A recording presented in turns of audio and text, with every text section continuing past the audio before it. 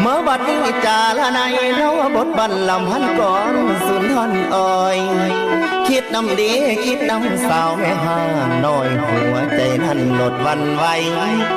อดบ่ล้นทนบ่ได้ย้อนใจห้ำขัดกันห่างในอุลาน้อแสนอุกทุกบ่เบื่อดอกพอดีแสนเต็มที่ดอกข้างอายมันพอตายคิดนำเพิ่นแก้มเปิ้นเวินยอดสู้สิหวนหูซ้ำบ่นางแม่นเจ้าเป็นแม่ห่างมันบ่ห่างคือกะท้อนอละน้องพี่สิขอเที่ยวทางสิห่วมนางบ่มียานสายสิขันอาสาคำสินำเธอเบิดทุกสิ่งคำสัตย์จริงเอ่ยอ้างนางน้องอย่าห่วงเลยความคนเบาย่อเย้ยทางขากอย่าสนใจคุณแนวอายสิขอเป็นยาสิปินปัวหัวใจจองเพียงแต่สาวนั่งพร้อมสิพานางนับหนึ่งใหม่รวมชีวิตน้องและอายเคียงข้างบ่ห่างกันอดีตหลังเจ้านั้นอย่าได้วันเด้อคนดีลูกนางมีกับเขายาละแวงทั้งใจอายพี่นี่หมายมาคำขอความงามอย่าได้วันสองใจเฮาเท่านั้นสำคัญยิ่งกว่าสิ่งใด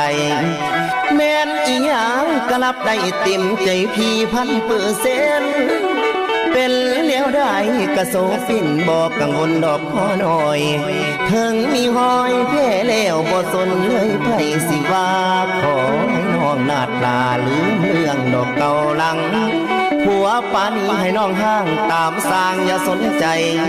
เขาลืมไหลน้องลานีบอกว่านิ่งดอกน้ำนอง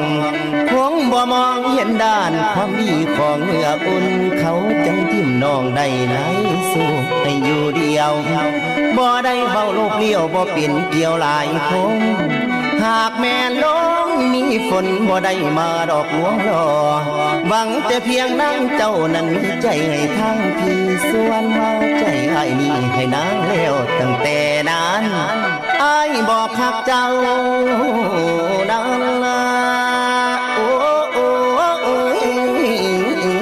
โอ้โอ้โอ้โอ้โอ้โอ้โ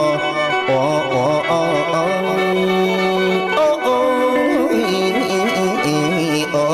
้